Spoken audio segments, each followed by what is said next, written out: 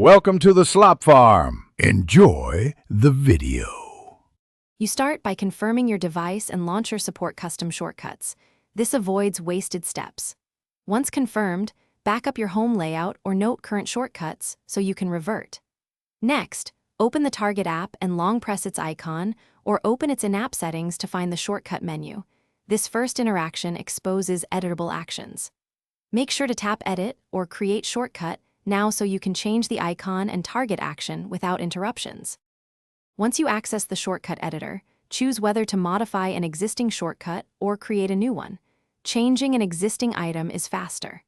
Then tap Change Icon and pick from available sources: Gallery for custom images, an icon pack for consistent sets, or built-in glyphs for simplicity, because icon file format and size affect appearance.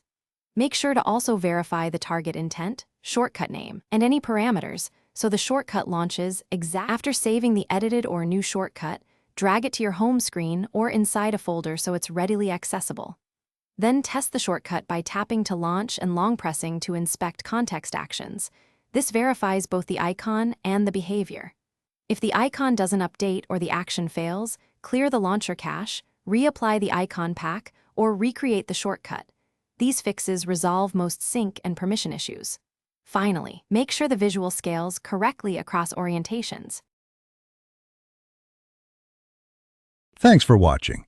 Consider subscribing if we helped you today.